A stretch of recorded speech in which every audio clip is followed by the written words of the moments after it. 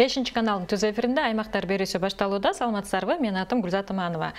Биздин программа адаттагыдай эле өлкөнүн булуң бурчундагы район, шаарларда жүрүп жаткан иштер, көйгөйлөр, алдыдагы пландар туурасында сөз кылууну улантууда. Бүгүн биздин студияда конокто Жалал Абад облусунун Ноокен райондук мамлекеттик администрациясынын башчысы Ишенбеков Таалайбек Ишенбекович келип отурат. Саламатсызбы, Таалайбек мырза? Студиябызга кош келипсиз. Биз Таалайбек мырза менен алдыдагы 50 мүнөт убагында ушул Ноокен району, анда аткарылып жаткан иштер, максаттар туурасында сөз кылабыз. Эгерде бизди ушул райондун тургундары көрүп жаткан болсо, анда бизге түз эфирге чыксаңыздар болот. 0312 59 27 телефон чалуулар үчүн жана WhatsApp номерубуз 0709 92 1020. Биздин программанын ушул бирден бир максаты жергиликтүү тургундар менен жергиликтүү жетекчилердин ортосунда көпүрө болуп берүү. Анда эмесе Таалайбек мырза, дагы бир жолу атайын убактыңызды бөлүп, биздин сунушубузду четке какпай, ушул студиябызга келип, маек куруп берүүгө макул болгонуңузга ыраазычылык билдиребиз.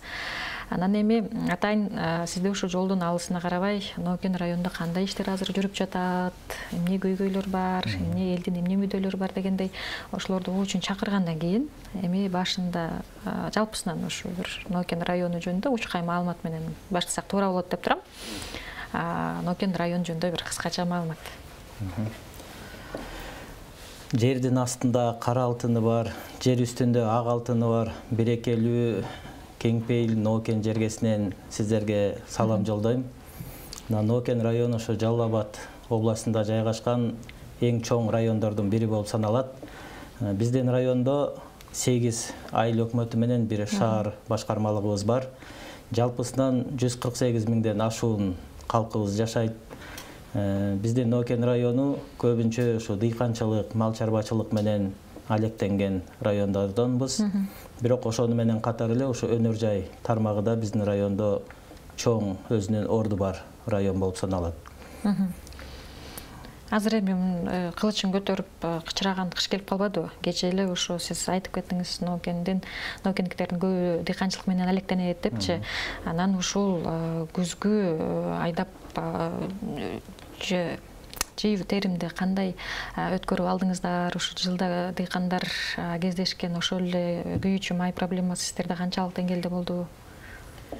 Эми биздики дыйканчылык боюнча быйылкы жылды жакшы эле ийгиликтүү жыйынтык алдык десек болот. Биздин район ушу эң алгачкы райондордун катарына кирет. Жашылча жемиштер эң биринчи эрте бышып, ушу биздин Кыргызстанга жана чет элге экспортко чыга турган жашылча жемиштерди өндүрүү боюнча. Анын ичинде мына башынан алганда клубника биринчи өсүп чыгат. Андан кийин арбуз коондорубуз, болгар калемпири, пияз, сабиз жана башка ушул сыяктуу жашылча жемиштердин баары өсүп, биз ушу чет элдик рынокко дагы, экспортко дагы чыгарганга жетишип жатабыз. Мына мисал кылып айта кетсек, 1000 тоннадан 1,5 тоннага чейин ушу болгар калемпирин ушу биз Россияга чыгарып экспорт кылабыз. Бул боюнча атайын биздин райондо логистикалык борбор курулуп, ошол жерде ушул иш алынып барылат да. Андан сырткары биздин районуна ак алтынга бай деп атабыз. Пахта терими боюнча дагы биздин район алдыңкы орундардын катарын толуктайт. Былтыркы жылы пахта 5700 гектардын тегерегинде айдалган болсо, быйылкы жылы бул аянт 300-350 гектарга көбөйүп, пахтанын айдоо аянты кеңейтилди. Мунун түшүмдүүлүгү болсо, орточо эсеп менен алганда гектарынан 3,5-4 тоннадан пахта алынып атат. Жакшы. Ал эми ошол жанакы экспорт жөнүндө айтып кетпедиңизби? Анан дыйкандар ушул жаздан баштап ошол түшүм менен алектенип, маңдай терим менен ошонун баарын карап, багып дегендей. Анан кээ бир учурда күзүндө ошол айыл чарба продукциясынын баасы канча болот, ошол жөнүндө да мындай кепилдик жок дегеним да. Анан ошого байланыштуу мындай заманбап бир ошол эле кургатуучу цехтер дегендей ошол оңдуу бир жолдорго барып жатышабы дыйкандар? Ооба, айтканыңыз туура. Азыр пахта боюнча айта кетсек болот. Былтыркы жылы пахтанын баасы 120 сомго чейин чыккан. Быйылкы жылы пахта терим башталганда баасы 90 сомдон башталып, бирок бүгүнкү күнгө тилекке каршы ушу 70 сомго чейин баа арзандап кетти да. Бул дагы ушу дүйнөлүк жана биржага байланыштуу. Анан ушул биздин пахтадан чыккан волокнолорду ала турган мамлекеттер тарабынан кардарлар азыраак болуп, бүгүнкү күнү ошо баанын кесепетинен кичине дыйкандарга кыйынчылык болуп турат. Бирок бул маселени биз өзүбүз жеринде ыйгарым укуктуу өкүлдө министрлер кабинетинин төрагасынын орун басары Бакыт Эргешевич келгенде дагы ушул пахта заводунун директорлору менен чоң дыйкандарыбыз менен чогулуп ушул маселени талкуулап көтөргөнбүз. Эми бүгүнкү күнү ошол бааны бир баада кармап туруу боюнча азыр иштер жүргүзүлүп жатат да. Ошондо бул маселеде мындай кандай чыгуу жолдору бар негизи? Ошол эле мисалы пахта мисалында. Эми бул бизден же ушу биздин дыйкандардан зависит эте турган баа болбой турат да. Бул эми дүйнөлүк биржанын баасына жараша каралып калып атат. Бирок азыркы айткандай калган мисалы ошол эле кулпунайды, арбуз когондорубузду аны деле тоңдурган мисалы цехтер убагында сата турган кезде ошо башка коңшу мамлекеттерден дагы ошол эле жашылча жемиштер чыкканда баасы бир кыйла арзандап кетет. Ошондуктан биздин биринчи дыйкандарыбыздын өндүргөн өздөрүнүн жашылча жемиштерин биринчи өздөрүнүн мээнетин актай турган баада сатып алганга биз ошо биргеликте шарттарды түзүп атабыз да. Сурайын дегеним ошол мисалы ошол көйгөйдөн чыгуунун бирден бир жолу мисалы ошол убагында эмес, мисалы кулпунайды айта турган болсок, тоңдуруучу цех эгер бар болсо, ошол жерге тоңдуруп коюп, анан баасы чыкканда кеч күздө ошол эле кышта сатса, баасы бир кыйла жогору болот эмеспи? Мындай ошондой заманбап цехтер ачылып жатабы деп кызыгып жатам. Бүгүнкү күнү ошол мисалы кара өрүктү ошентип кургатып, атайын упаковкалап, анан экспортко чыгаруу боюнча цехибиз иштеп жатат. Быйыл биринчи алгачкы ирет иштеп жүрөт. Андан сырткары ушу кышы бою ошо бардыгын тоңдуруп, сактап, анан ошо кардарлар келгенде сата тургандай шартта ошо чоң холодильниктерибиз дагы быйыл салынып ишке кирип баштады. Жакшы. Жаңылбасам, ошо былтыр министрлер кабинетинин токтому менен кайсыл аймактарда жана аймактарда өнүктүрүү фонду жок болсо, бардык жерде ачылсын деген токтом кабыл алынбады беле. Нокен районунда билишимче буга чейин фонд бар болчу. Ошол фонддун мындай ишмердүүлүгү жөнүндө да сурагым келип жатат да. Мисалы ошол эле мен буга чейинки суроом боюнча, эгер ошондой заманбап бир ишканаларды ачып, алектенем деген ишкерлер болсо, ошол фонд аркылуу сиздер жардам бере аласыздарбы? Деги эле ошол фонд менен кандай иш алып барып жатасыздар? Канча каражатыңыздар бар ал фонддо? Ооба, бизде Нокен райондук өнүктүрүү фондусу бар. Жыл сайын бул фондко биздин райондо Кыргыз нефтегаз деген чоң нефть өндүрүүчү ишканабыз бар. Ошол ишкананын тапкан кирешесинен атайын ошол райондун өнүктүрүүсүнө деп акча каралат. Жылына орто эсеп менен алганда бир 75-80-85 миллион сомго чейин акча каражаты ошо фондко түшөт.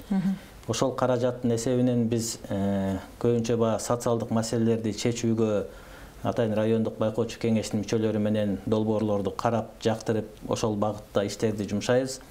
Анан азыркы айткандай ишкерлерди колдоо боюнча дагы биз чакан цехтерди ачууга келген долбоорлорду жактырып, колдоп берип атабыз. Мисалы бүгүнкү күнү жанакындай сетканын түрүн чыгара турган ушу муниципалдык цехтерди иштетүүгө атайын каражатын бөлүп берип, азыр мына ушул жакынкы күндөрү ишке киргени турат. Бул ошол мына жеке ишкерлер, айыл өкмөтү, анан ушу райондук өнүктүрүү фонду 3 тараптуу келишимдин негизинде муниципалдык ушундай кичи ишканаларды ачуу. Негизи ошол айтпадыңызбы, Кыргыз нефтегаздын ошол кирешесинин канча бир бөлүгү бөлүнүп турат депчи, ошол канча пайыз тагыраак айтсак? Анан бул келишим боюнча ар дайым эле бирдей сумма бөлүнөбү же жыл сайын ал сумма көбөйүп турабы? Бул нефтегаздын продукцияны канчалык көп өндүрүп, канчалык кымбат баага сатса, бизге ошонун 2% ошо райондук өнүктүрүү фондусуна, ошо районду өнүктүрүү үчүн деп атайын которулуп турат. Жылына 2%. Ооба, бул сумма жыл сайын бир гана сумма белгиленип турбайт. Ошо канчалык нефтегаздын өндүрүмдүүлүгү көбүрөөк болсо, биздин районго ошончо көбүрөөк пайда болуп турат. Жакшы. Ал эми ошол эле фондко кайрыла турган болсок, андан сырткары айтып калбадыңызбы, көбүнчө ошо социалдык объекттердин курулушуна жумшаганга аракет кылабыз депчи. Ушул жылы ала турган болсок, ошол фонддун негизинде кандай социалдык объектилерди курганга жетиштиңиздер? Биз мына ушул Нокен районуна аким кызматына келгенде ошо эң биринчи элдер менен жерлерде кыдырып, айыл өкмөттөрүбүз менен, мекеме ишкана жетекчилерибиз менен ушул райондогу көтөрүлүп жаткан көйгөйлүү маселелерди аныктап алганбыз да, эң биринчи кезекте кайсы социалдык объектилер керек экендиги. Ошого жараша мына 1 жылдын ичинде районубузга 5 бала бакча курулуп ишке берилди. Андан сырткары Нокен райондук ооруканасына атайын терапия бөлүмүнө өзүнчө жаңы имарат курулуп берилди. Бүгүнкү күнү мына Кочкор Ата шаарына 2 кабаттуу болгон заманбап төрөт үйү бардык жабдуулары менен бул жергиликтүү бюджет менен райондук өнүктүрүү фондунун каражатына курулуп, мына бул дагы эртеңки күндөрү ачылып ишке берилүүгө даяр болуп турат. Андан сырткары бул райондук өнүктүрүү фондунун каражатына биз сугат суу менен таза суу маселесин дагы карап, ошо скважиналарды чыгарып ишке берип атабыз. Жакшы, сиз айтып калбадыңызбы ошол акимдикке келгенде ошол кандай көйгөйлөр бар экенин биринчи аныктап алгам депчи. Ошо өмүр таржымалыңызды карасак, былтыр сентябрь айында келген экенсиз. Дээрлик 1 жылдан ашык убакыт болуп калган экен. Анан ушул убакыт аралыгында сиз айткандай биринчи көйгөйлөрдү аныктап алдыңыз. Кайсы көйгөйлөрдү аныктап алдыңыз эле? Анан ушул убакытта 1 жылдан ашык убакытта ошол көйгөйлөрдүн канчасын чечкенге мүмкүнчүлүгүңүз болду? Бул жерден эң биринчи, эң чоң көйгөй бул таза суу жана сугат суу маселеси болду. Андан кийин азыркы айткандай эле ушу бала бакчанын жетишсиздиги жана жолдорду оңдоо, жайыт маселеси, ошондой эле элдерге жеке турак жай салуу үчүн жер участоктарын бөлүп берүү эң негизги чоң көйгөйлөрдүн бири ушулар болду. Буларды чечүү максатында биз айыл өкмөттөрүбүз менен жогоруда айткандай макулдашып, биринчи муктаждыкта турган айылдарыбызга жанагындай 5 бала бакчаны куруп ишке бердик. Бул бала бакчаларды куруу менен ошол айылдагы балдарыбыз бала бакчага барды. Ошону менен катар эле 70ке жакын адам жумуш менен камсыз болду ошо бала бакчада. Экинчиден мына ушу районубуздун борбору болгон Масы айыл өкмөтүндө дагы таза суу эң көйгөйлүү маселе болуп турган. Биз райондук фонддон акча каражатын бөлүп, таза сууга 4 скважина казып ишке бердик.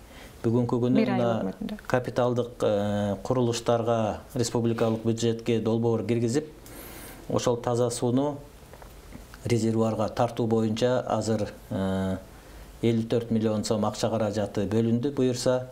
Бул дагы мына иштер башталды. Ушу менен эми экинчи этабына дагы каражаттарды азыр караштырып атабыз. Ушул иштерибизди аягына чыгарсак, ушул айыл өкмөтүбүз толук таза суу менен камсыз болот. Андан сырткары Шайдан деген чоң айыл өкмөтүбүз бар. Бул жерде дагы таза суу почти жок болуп, элдин баары кудук менен колдонуп турушканда. Бул жерге дагы биз райондук фонд аркылуу 46 миллион сом акча каражатын бөлүп, ошол тоодон аккан булактан скважина аркылуу эмес, табигый сууну резервуарга тартып келип, аны да камсыз кылуу боюнча ушундай иштерди баштап кылып атабыз. Сугат суу маселеси дагы көп көйгөйдү жаратып келген. Ошол агын суу жетишпей калган учурда кошумча булак болсун деп 20га жакын сугатка пайдалана турган скважиналарды чыгарып ишке бердик. Быйылкы жылы дыйкандар ошол суу менен пайдаланып, мындай жакшы эле жыйынтыктарын алышты. Ирригация негизи эле ошо жыл сайын эле мындай дыйкандардын абдан бир көкөйүн көпталгандай кескен эле көйгөй эмес. Анан быйыл өкмөт тарабынан 1 миллиарддан ашыгыраак акча бөлүндү эле. Ошол акчадан сиздердин районго канча каражат барды? Анан ошол мындай канчалык деңгээлде бир мындай жардам бере алды? Анан билишимче бул айыл өкмөттөрдүн өздөрүнө барган жок, Ооба. Анан кийинки этап эгер өкмөт ошол нерсени уланта турган болсо, айыл өкмөттөрдүн өзүнө ошол сумманы бере турган болсо, алар мындай натыйжалуураак пайдаланат беле деген менде ой пайда болду да. Бул каражаттан бизге ушул жылы суу чарба башкармалыгына 14 миллион сомдой каражат бөлүнүп берилди да. Бул каражаттын көпчүлүк бөлүгүнө бизде чоң насостук станцияларыбыз бар. Ошолордун капиталдык ремонтуна жумшалды. Жана калган каражаттар ушу 27 километр ошо суу чарба башкармалыгына тиешелүү болгон каналдар чаап тазаланды. Бирок бул да кичине жетишсиз болуп калды.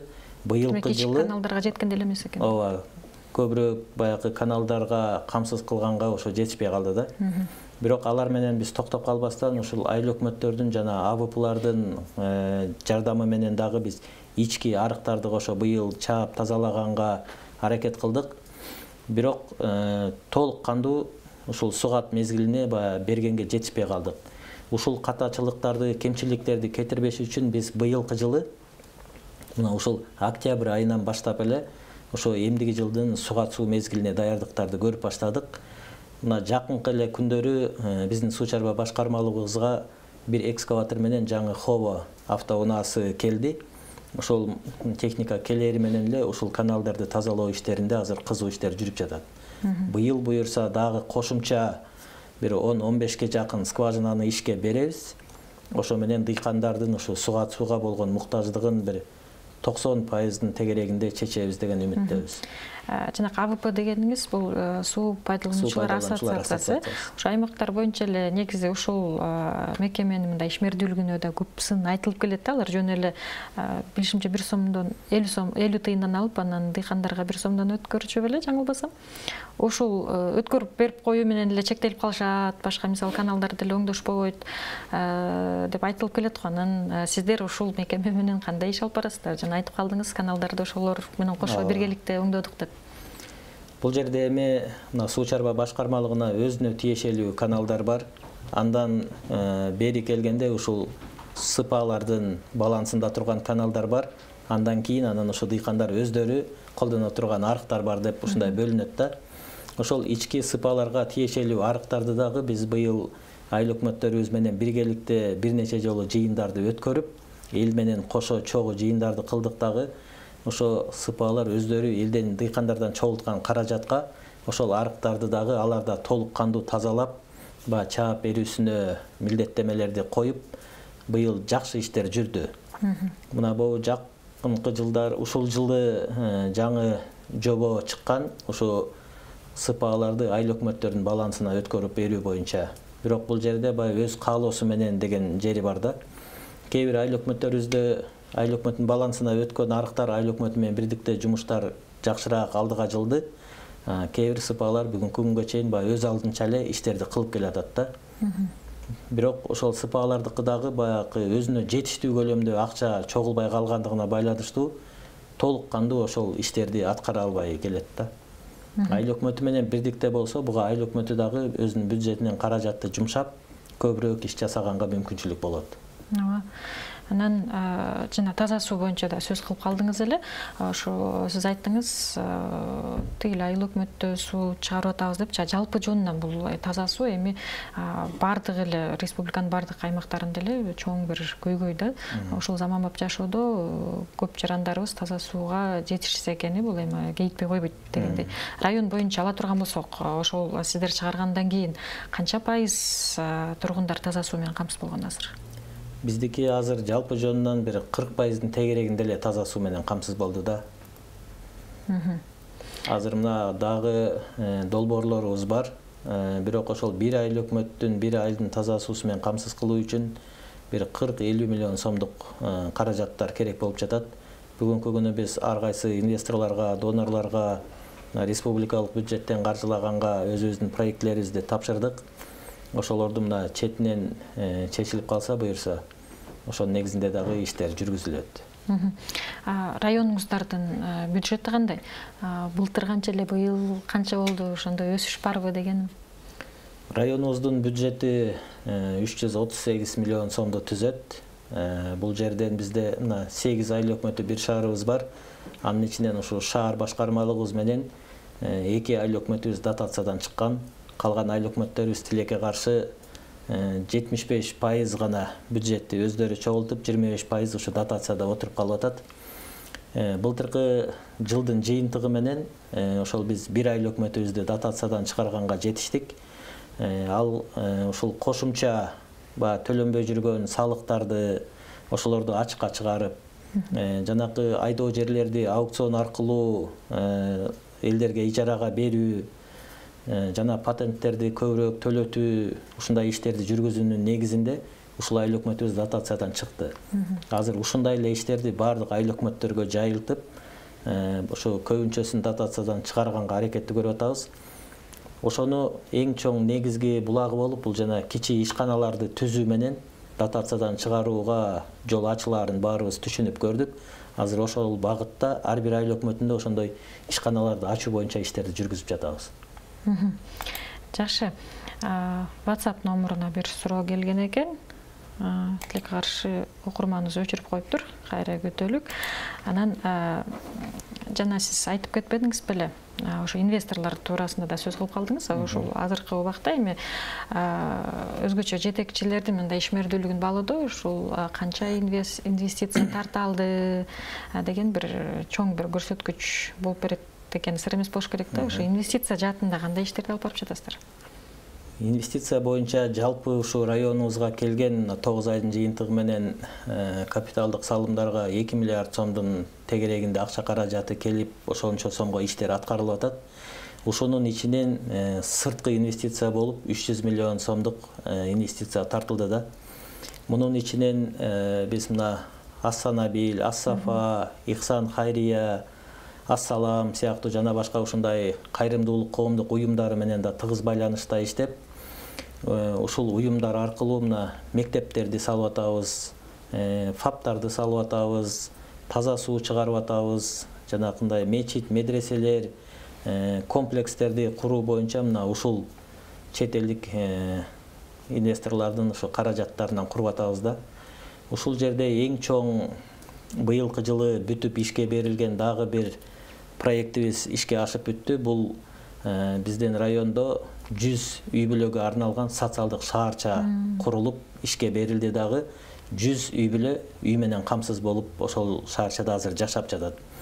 Бул адамдар эми ошол жерде эле үйгө жашап эле калбастан, алар дагы иштеп кетиши үчүн ошол жерге 100 орундуу тигүү цехи кошо курулуп берилди. Ошол шаарчанын тургундарына шарт түзүү үчүн ошонун ичинде ФАП курулду, магазин, пекарнясы курулуп, ошол жерде жашаган жалгыз бой энелерге иш менен да камсыз кылуу үчүн ушундай шарттар түзүлдү. Бул 100 үй бүлөнү кандай негизде тандап алдыңыздар? Кимдерге берилди ошондо? Бул Ас-Сафа коомдук уюму аркылуу биз 3 гектар жер бөлүп бердик муниципалдык жерден. Ас-Сафа коомдук уюму ошо демөөрчүлүк кылып, ушул үйлөрдү куруп берди да. Бул эми ошо уюмдун талаптарынын эң негизги болуп, бул жалгыз бой жесир калган 2 же андан көп балалуу үй бүлөлөргө, үйү жок муктаж адамдарга үй менен камсыз кылуу максатында курулган. Бизде райондук комиссиялар, айыл өкмөттөрүбүз ушундай үй бүлөлөрдү 250ден ашык үй бүлөдү тандап комиссияга сунуштаган. Анан ошо Ас-Сафа коомдук уюмдун ошо мүчөлөрү ар бир үйгө келип карап, анан өздөрүнүн комиссиясынын чечимин чыгарып, ушул үй бүлө муктаж экен деп өздөрү ошол үй бүлөлөрдү тандап беришти. Жакшы. Анан ошол мындай үйгө муктаждык дегенден эсиме келип жатат. Азыркы учурда жерге мунапыс мыйзамы иштеп жатпайбы? Дагы 1 жыл бар болушу керек, билишимче. Анан бул мыйзамдын негизи көптөгөн жарандарыбыз күтүп келген. Ошо жерге муктаж, анан убагында мыйзамсыз курулуштарды салып, ошол эле турак жайлар салып, мыйзамсыз жашап келген адамдарыбыз көп болгон. Ошо район боюнча канча үй бүлө ошондой жашап келе жатты эле, канча үй бүлөнүн ошо турак жай мыйзамдаштыруунун астында турат? Бүгүнкү күнү мына ушул мыйзамдаштыруу боюнча 512 токтом менен иш кылып келгенбиз. Анан жакында ушу жер мунапысы боюнча мыйзам чыккандан кийин бизде райондо 12 кишиден турган комиссия түзүлүп, ар бир айыл өкмөтүндөгү ошо мыйзамсыз курулуштарды жеринде тактоо боюнча азыр иштерди жүргүзүп жатат. Буюрса бир 2 айыл өкмөтүбүз калды, комиссия иштеп бүт элек. Ошонун бардыгы бүтсө, анан жалпы жыйынтыгын чыгарабыз деп турабыз. Азыр 300 гектардын тегерегинде ошо мыйзамсыз курулуштарга кирип кеткен үйлөрүбүз бар да. Азыр ошонун баарын мыйзамдаштырып, ошо үйдүн ээлерине тиешелүү документтерин алуу боюнча чечимдерди чыгарып беребиз. Анан жаңылбасам, ошол мыйзамдын ичинде теги 50-жылдардан бери ушу кызыл кетеби жок жашап келген үйлөр дагы кирген экен да. Эмнегедир ушу аймактарда мындай көйгөй бар экен. Кызыл кетеп алуу бир мындай чоң акча каражатына талап калат экен. Анан кызыл кетеби жоктугун айынан ошо паспорт ала албай жүргөн жарандарыбыз да көп экен. Ошондой үйлөр дагы барбы сиздерде? Бар. Ушул мунапыс чыккандан бери биз дагы аныктап чыктык. Биринчи категория бул ушул колунда жок, аз камсыз болгон үй бүлөлөр каражаттын жетишпегендигинен ушул кызыл китепти өздөрүнө тууралап документти өткөрүп ала албай жүргөндөр дагы аныкталып чыкты. Аларды да биз эске алып, атайын ар бир айыл өкмөтүбүз өздөрүнүн каражатынан ошондой үй бүлөлөргө кызыл китепти жасап берүү акциясын өткөрүп, 50ге жакын үй бүлөгө акысыз кызыл китептерин жасап колдоруна тапшырып бердик. Анткени буга чейин ошол жанагы антикоррупциялык кеңеш ачылбады эле президенттин астында, ошолор бир мониторинг жүргүзүшкөн экен да, республика боюнча кандай көйгөйлөр бар депчи, ошону окуп калган элем. Ошол кызыл китеп жөнүндө жүргөн кадастр мекемесинде дагы бул боюнча коррупция элементтери бар. Бир кызыл китепти алыш үчүн айрым учурда $2000 чейин акча талап кылышат экен дегенчи. Эми бул баягы ууруну колунан кармап албагандан кийин мындай нерселерди айтыш кыйын. Бирок такыр эле бардыгы мыйзам чегинде сонун иштеп атат дегенден да калыспыз. 5 кол тең эмес дегендей, балким кээ бир учурларда мындай фактылар болгон да. Бирок бүгүнкү күндө биз ушул нерсени жокко чыгаруу боюнча катуу көзөмөлгө алып иштерди жүргүзүп жатабыз. Ошонун эсебинен мына 50ге жакын үй бүлөгө кызыл китепти Госрегистр биздин кадастр мекемеси тарабынан дагы арзандатылган тарифте коюп берип, жардамын берип, биргеликте жасап бердик. Ошондой эле 50-60га жакын адамдарыбызга паспорттарын алып бердик. 50-60га жакын ушул туулгандыгы тууралуу күбөлүгү жок балдарга дагы ошол күбөлүктөрүн алып берип, ушундай акцияларды жүргүзүп келебиз да. Жакшы, Талабек мырза, бизге түз эфирге телефон чалып келип калган экен. Кабыл алып койсок. Алло, саламатсызбы? Жакшы, рахмат, угуп жатабыз сизди. Суроо беретилер. Жана үй боюнча. Угуп жатабыз. Кечине сыналгыдан угуп жатабыз эми. Урматтуу көрөрман, биз сизди угуп жатабыз. Өзүм тааныштырам, Нарын областында жана Кочкордо айыл өкмөттөр үйү жана детсад салынат, муктаж каратат салынат, ошолорго өзүм квартирада турам. Жакшы, чоң рахмат урматтуу эжеге. Бирок тилекке каршы бүгүн бизде Жалал Абад облусунун Нокен районунун акими келип отурат. Бизде кийинки берүүлөрүбүздө Нарын облусу боюнча дагы жетекчилер сөзсүз түрдө келет. Ошондо сиздин сурооңузду узаталык. Көрөрман байкабай калган окшойт бүгүн Нокен району экенин. WhatsApp номуруна көп суроолор келип калган экен. Талабек мырза, ошолордон окуп берсем, саламатсыздарбы дейт. Бизде Сугат Аримжан айылында ар бир гектары үчүн 50 сом, 350 сом. Ушул кымбат эмеспи? Ушуну карап коюңузчу дейт. 350 сом деп туура жазып жатабы? Ошол кезде баягы белгиленген өздөрүнүн атайын тарифтери болот. Эгер маселе болсо, булардын баарын биз карап чыксак болот кайрадан. Жакшы, дагы бир суроо, саламатсыздарбы дейт. Мен айтар элем, Дөң Арык деген айылдан жазып жатам, таза суу жетишпей жатат, суу кир болуп жатат дейт. Сиздерде ушундай айыл барбы? Дөң Арык деген айыл. Дөң Арык деп жазып койгон экен. Урматтуу көрөрман, эгер мүмкүнчүлүгүңүз болсо, кайсыл айыл өкмөтүнө карайт, ошону дагы жазып койсоңуз, кичине түшүнүксүз болуп калган экен, Анан дагы бир аймактардагы бир чоң көйгөй бул жол маселеси эмеспи? Анан ушул айыл ичиндеги жолдор болобу, трасса болобу, ошол жолду оңдоого канчалык мындай каражатыңыздар, мүмкүнчүлүгүңүздөр жетип жатат? Мына быйылкы жылы ушу 9 айдын жыйынтыгы менен республикалык бюджеттен бөлүнүп 16 миллион сом акча каражаты бөлүнүп, ошого ички жолдорубуз оңдолуп баштады. Мына былтыркы жылдарга салыштырмалуу быйылкы жылы кичине жумуш көбүрөөк жана жакшыраак жүрдүк десе болот. Анткени жыл сайын бир 3 километрге жакын гана жолдор асфальт салынып калган буга чейинчи.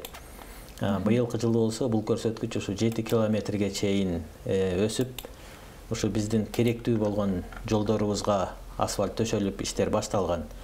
Анан бирок жанакындай утурумдук ямачный ремонт жасай турган жолдорубуз дагы бүгүнкү күнгө чейин бүтпөй жаткан айылдарыбыз бар. Муну мына биз кечөтөн бери ушу элдик жолугушууларды уюштурганда ушул маселелер келип чыгып атат. Буларды дагы биз Кудай буйрса ушу мүмкүнчүлүк болсо жылдын аягына чейин, эгер баягы убакыт талап кылына турган болсо 23-жылдын иш планына киргизип, бул иштерди дагы аягына чыгарабыз деп иш пландарды бекитип келип атабыз. Жакшы. Эми жана башында сурайын деп унутуп калган экенмин, Талабек мырза. Ошол сиз айтпадыңыз беле, 1,5 жылга жетпеген убакыт болуп калды деп калдык. Анан сиз буга чейин Ысык көл районунда эмгектенип келген экенсиз, башчынын орун басары болуп. Анан ошол өлкө башчыбыздын мындай кадр маселесинде бир чоң бир өзгөрүү болбоду, ошо ротация маселесичи. Анан сиз бирок кадрлар резервинен келген экенсиз, баары бир эми жер алмаштырдыңыз дегендей аймактык өзгөчөлүк, географиялык өзгөчөлүк, ошол эле менталитет таптакыр башка.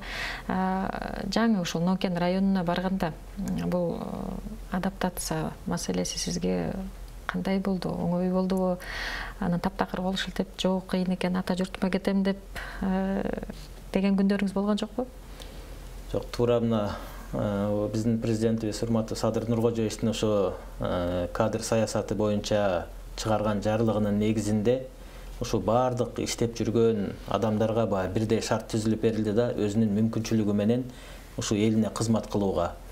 Ошол катары эле мен дагы ушу регионалдык резерв кадрларына сынактардан өтүп, ошол кадрга кирип, анан ушу Кудайдын буйругу менен, экинчиден ушу Садыр Нуркожоевичтин ишеними менен ушу Нокен районуна аким кызматына дайындалып келдим. Нокен районуна келгенде бул район ушул Ысык көл районуна эле окшошуп кетет экен да. Баягы табияты менен дагы, аба ырайы менен дагы.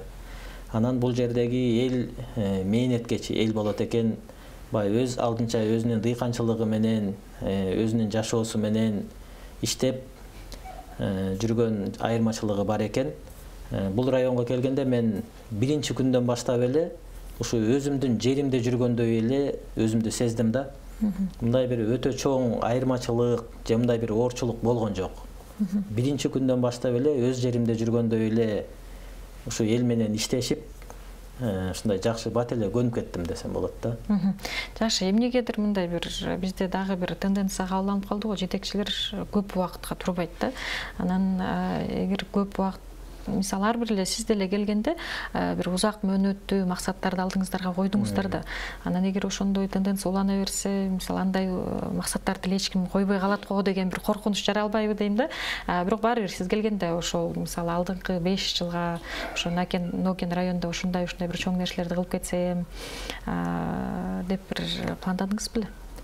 Ооба, азыр эми ушул ротация кылганда дагы, жаңы дайындоо болгондо дагы ушул 4 жыл, 5 жылга дайындалып иш кыласыңар деген болгондо.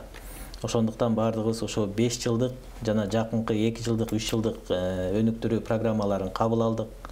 Ошонун негизинде мына былтыркы жылы кабыл алган иш-чараларыбыздын 90%дан ашыгы ишке ашты. Азыр эми биз 2023 жылы дагы ушундай эле районубузду өнүктүрө турган атайын стратегиялык өнүктүрүү программаларыбызды ушу декабрь айында дагы кабыл алабыз.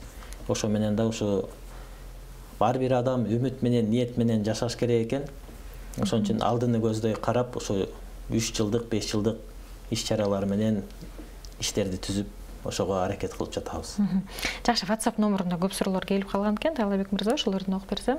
Саламатсыздарбы дейт. Мен Чоң Багыш айылынан болом. Бизде үйлөнгөн балдарыбызга жер тилкелери берилбей жатат дейт. Кантип алсак болот? Кайда үй сала алабыз дейт.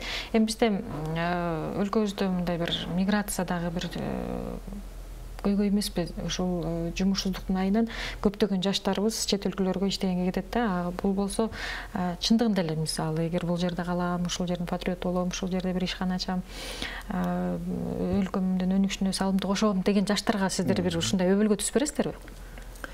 Биз азыр бүгүнкү күнү болгон бардык күч аракетибизди ушул жерлерди трансформация кылып, элдерге участок берүү үстүндө иштерди жүргүзүп келебиз да.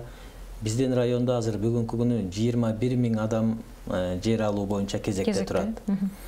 Бирок тилекке каршы ушул жерлерди трансформация кылуу маселеси кичине кыйынчылыктарды жаратып атат. Бирок ага карабастан күнүгө ушул маселе боюнча иштерди жүргүзүп жатабыз. Ойлойбуз, эми буюрса ушу жакынкы арада чечилип калса, ошол кезектүүлүгү менен мыйзам чегинде ушу ар бир адам, жер ала элек адам жер алганга укуктуу, өзүнүн милдеттүү болгон жерин алат. Демек, бұл көрерманыңыз чоң багыш айылын жазып жатқан екен. Бұл айыл бойынша айыл өкмөтү ошол жерде дагы ар бир айылыбызда орточо эсеп менен алганда 3000-дин тегерегинде ошо адамдар кезекте турат да. Ошол жер мунапысы мыйзамы боюнча ошол жерлерде, айылдарда томоло жетимдерге дагы жер тилкелер берилип жатат деген маалымат чыкты эле да, ошол чынбы? Чын. Мына биздин райондо дагы биздин районубуздун прокурору менен биргеликте ушул мыйзамды аткаруу максатында каралып, ушул жылы 4 тоголок жетим балага ушу жер участкалары бөлүнүп берилген. Аларга да ошо кызыл китебин, документтерин баарын даярдап, колдоруна тапшырып бергенбиз. Жакшы, WhatsApp номуруна дагы суроолор келип жатат. Саламатсыздарбы дейт. Нокен айыл өкмөтүнөн болобуз. Быйыл суга суу өтө тартыш болду. Келерки жылы ушул маселени чечкени кандай пландарды түзүп жатасыздар? Рахмат дейт. Бул жана жогоруда айткандай, биз жаздын да даярдыкты баштабай, мына азыркы кыш мезгилинде даярдыкты баштадык. Кудайым буйрса, ошо кийинки жылы мына ошо Нокен районуна дагы 5 скважинаны иштетүү боюнча ишке бердик. Андан сырткары облустук өнүктүрүү фондубуз дагы бар. Айыл өкмөтү тарабынан ал фондко дагы долбоор тапшырылып, ошо скважиналарды чыгаруу боюнча аларда дагы иш башталып атат.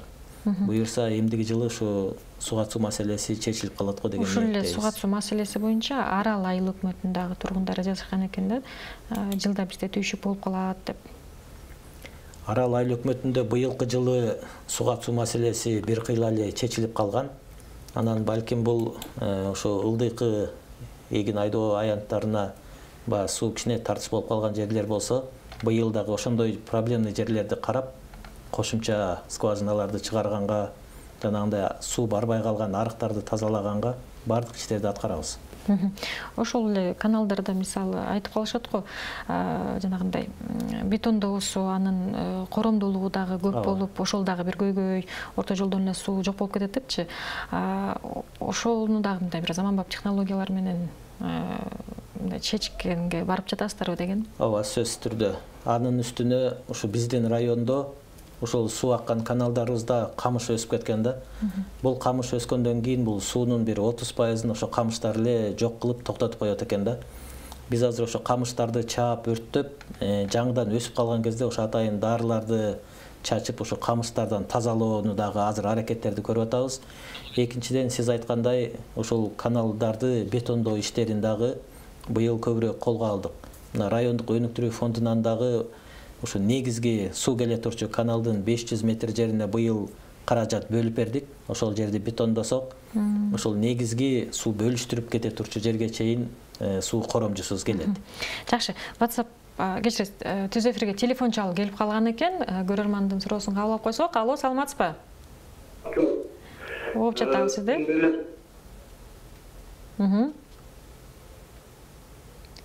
Урматтуу көрөрман, түз эфирдесиз.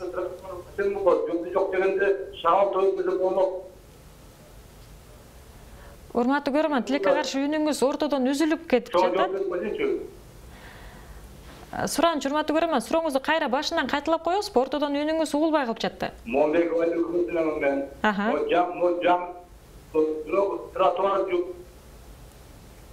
Жаңы салынып аткан жолго тротуар. Момбеков айыл өкмөтү. Жолдун чегесине барганга түзүлөт эле. Өтө кыйын болот да, экөөгө барышыбыз басын. Түшүнүктүү болду окшойт, э? Түшүнүктүү. Чоң рахмат, урматтуу көрөрман, сурооңузга. Бул боюнча бүгүнкү күнү бизде ошол республикалык бюджеттен ошо Азверт жол куруу ишканасы аркылуу негизги Бишкек-Ош жолу салынып жатат. Бүгүнкү күндө ошо экинчи катмары салынуу иштери жүрүп жатат. Бул иштер бүткөндөн кийин сөзсүз түрдө жээгинде жөө адамдар басуучу тротуарлары, жарыктандыруулары, жанакындай жол белгилердин баардыгы коюлат. Андан сырткары жол коопсуздугу үчүн биз жанакындай видео көзөмөл байкоо аппаратураларын дагы быйыл орнотуп баштадык. Эмдиги жылы буюрса баардык айыл аймактарга ошондой иштерди жүргүзөбүз. Жакшы, рахмат. WhatsApp номуруна да көптөгөн суроолор келип жатат. Талайбек мырза, ошолордун окуп берүүгө аракет кылсам. Саламатсыздарбы дейт. Нокенде кызматкерлер үчүн кызматтык үйлөр курулуп жатат. Ошол үйлөр бүтсө, сиз өзүңүздүн кызматтык үйүңүздү маасы айыл өкмөтүнүн балансына өткөрүп берем деген сөзүңүз чынбы, кандай түрдө чечилет бул маселе деп жазыптыр көрөрмөн. Бүгүнкү күнү азыр ошол маасы айыл өкмөтүндө бир кызматтык үй бар. Азыр мына Садыр Нуркожоевичтин тапшырмасы менен биздин районго 8 кызматтык үй курулуп жатат. Бүгүнкү күнү бая пайдубалы тургузулуп түптөлүп бүттү. Эми ошол үйлөр курулуп бүтсө, бул ошол жарлыктын негизинде ротация болуп келген, дайындалып келген жетекчилерге бериле турчу үй болот. Эгер ошол үйлөргө бардыгыбыз көчүп чыгып жашап калсак, азыркы кызматтык үйдү маасы айыл өкмөтүнө биз өткөрүп берүүгө даярбыз. Анткени биз башында ошол маасы айыл өкмөтүнүн муниципалдык жеринен азыркы курулуп жаткан үйлөргө жер участогун алганбыз. Анан бул үй бошоп калса, сөзсүз түрдө өткөрүп беребиз. Жакшы, кийинки суроо, Сакалды айыл өкмөтүн айылы Сакалды айыл өкмөтүнүн жолу оңдолобу деп жазган окшойт көрөрмөн. Сакалды айыл өкмөтүнүн кагазды айылдын 24 март көчөсүнүн свети качан оңдолот, чайда кайната албай жатабыз дейт. Кичине түшүнүксүз жазып койгон экен көрөрмөн. Бирок бул 24 март деген көчөсүнө биз барганбыз. Ал жерге айыл өкмөтү аркылуу өзүнүн кезеги менен бюджеттен каралган каражатына жараша кум шагыл төгүп жолдорду өңдөө иштерин жүргүзүп жатат. Электр энергиясынын кубаттуулугу боюнча биз мына 23 ноябрь күнү ошо Сакалды айыл өкмөтүндө элдик жыйын болот. Ушул адамдарыбыз ошол жерге келип маселени көтөрсө, тиешелүү жетекчилердин бардыгы ошол жерден жоопторун берет. Кийинки суроо, саламатсыздар дейт. Мен жер боюнча кайрылайын дегем, канча сотуктан берилет жана качан берилет? Нокен айыл өкмөтү дейт. Негизи азыр көрөрмандар көп жазып жатат, Талабек мырза. Ошол жазгандардын дээрлик бардыгы ушул жер тилкелери боюнча экен да. Демек жер тартыш маселеси абдан курч окшойт да райондо. Анан сиз жана айтпадыңыз беле, ошо бардык азыр аракетибизди ошо трансформацияга жумшап жатабыз депчи. Ошондо кандай жерлерди трансформация кылып мындай турак жайга берген жатасыздар? Анан ошол аракетиңиздер ишке ашса, жалпы жонунан канча жаранга жер берилет деген бир божомолуңуздар бар? Жана башында айтып кеткендей, 21 000 адамдан ашык адам ушул жер алууга кезекте турат. Бүгүнкү күнү биз аныктап чыгып, ошол айыл өкмөттөрдүн баягы таштуу жайыт болгон, жакынкы прицельный жайыттар болгон жерлерди мыйзам чегинде трансформациядан өткөрүп алсак, бир 5 000 6 000 адамга гана жеткендей болуп турат да азыркы божомол менен. Бирок ушул ишти аткарып алсак, андан кийинки экинчи этап менен дагы ылайыктуу башка жерлерди карап жатабыз. Эми бул жерде ар бир айыл өкмөтүндө өздөрүнүн кеңешинде, сессиясында карап, участокты чектөөлөрдү коюшкан. Жердин тардыгына байланыштуу азыр 6 соткадан 8 соткага чейин гана берсекпи деген ушундай чечимдерди кабыл алып жатабыз да. Жакшы. Кийинки суроо, саламатсыздарбы дейт. Мен Нокенден болом дейт. Кыргыз нефти ишканасына кантип жумушка кирсе болот? Жергиликтүү тургундарды алабы? Ушул боюнча суроо берейин дедим эле дейт. Нефтегаз бул биздин эң чоң ишканаларыбыздын бири. Ал жерде 2,5 миңге жакын адам иштейт. Анын көпчүлүгү ушул биздин эле райондун жергиликтүү тургундары болот да. Эми ал жерге кызматка кирем десе, өзүнүн резюмеси менен барып тапшырып, ошо ылайыктуу бош жумуш орну болуп калса, ошол жерден кирсе болот, орношсо болот. Жаңы эле айтып кетпедимби, ошол көптөгөн жарандардын көпчүлүк суроосу ушул жер боюнча экен да, ошо үй салат элек, бирок жер жок болуп жатат депчи. Эми бул көп эле жаштар болсо керек. Анан жана биз айтып кеттик элек, ошол миграцияны мындай чечүүнүн бир жолу депчи. Анан дагы бир жолу бул жумушсуздук менен күрөшүү эмеспи, жаңы жумуш орундарын түзүү. Деги эле ошондой жаштарды ошол ата конушуна алып калуу боюнча дагы кандай иштер жүргүзүп жатасыздар? Туура, эми бул жерде 2005 жылдан бери ушул жер алууга кезекте турган адамдарыбыз бар экен. Тилекке каршы жанагы айткандай адамдардын саны элибиз өсүп жатат, жерге муктаждык көбөйүп атат. Бирок турган жерибиз ошо боюнча эле чоңойбой турат да. Ошондуктан буга чейинки берилип келген жерлерден кийин дагы ушунча адам муктаж болуп тургандыгы ошо бизге чоң көйгөй болуп турат да. Анан сөзсүз түрдө бул жерде жаштарыбызды миграцияга кетирбей алып калыштын дагы жолдорун карап, жанагындай кичи ишканаларды ачуу боюнча иштерди кылып атабыз. Мисалы айтсак, жана жогоруда айткандай, сетканын түрүн чыгара турчу ишкана ачып атабыз. Кирпич чыгара турчу заводдорду ачып атабыз. Тоок бага турган кичи заводдорду переработкасы менен кыла турган ушундай иштерди азыр пландаштырып, жерлерди мына ошо өнөр жай категориясына которуу боюнча иштерди жүргүзүп, буюрса булар дагы чечилип калса, ошо жаштарыбызга жумуш орундары түзүлүп калат да. Эми өлкөбүздүн баардык эле бурчу мындай бир туристтер кызыга турган, ошо баардык эле жеринен бир мындай туристтерди тарта турган бир жакшы бир ажайып жер кылса болот эмеспи? Нокен деле бул жерде андан калбаса керек дегеним, ошол туризм жаатында кандай иштерди алып барып жатасыздар? Сырткы туристтер, ички туристтер районго келеби, ушу Нокен жергесин көрөт элек деп? Туура ар бир жердин өзүнүн кооз жаратылыш жери болот эмеспи? Ошол сыяктуу эле ушу биздин районубузда дагы Алаш, ошол сыяктуу биздин дагы тоо койнундагы Сере көлдөрүбүз бар, Көлпөн ата деген сыйына турган жерлерибиз бар. Бирок тилекке каршы бул жерге чет элдик туристтер азыраак келет да. Биз быйылкы жылы бул боюнча атайын өзүнчө өнүктүрүү, туризмди өнүктүрүү иш планын иштеп чыгып, жанакындай жеке конок үйлөрүн, жалаң боз үйлөрдөн турган юртачный городок деп ушундай иштерди уюштуруу боюнча пландарды кылдык. Быйылкы жылы ушул жеке конок үйлөрүн ачып иштетип баштагандан бери бир эле ишкердиге 24 миңдей адам келип кетиптир да, ошо жайы бою. Ошону биз башка ишкерлерге дагы көргөзүп, ушундай иштерди уланта турганды кылып атабыз. Андан сырткары, ушу биз райондук өнүктүрүү фондубуз аркылуу 3 жылдык программада кабыл алынган атайын балдар үчүн жайкы эс алуу лагерин куруп жатабыз.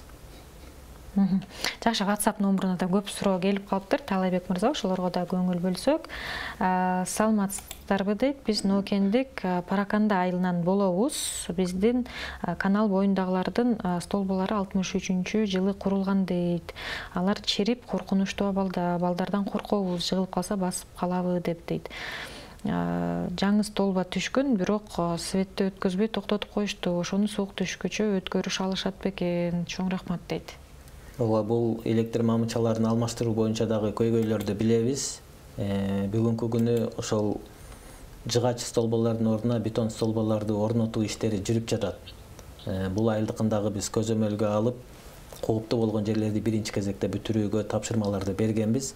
Андан сырткары жаңы конуштарга элдер тарабынан баягы стандартка жооп бербеген тал теректерден эле линияларды тартып алган учурлар бар.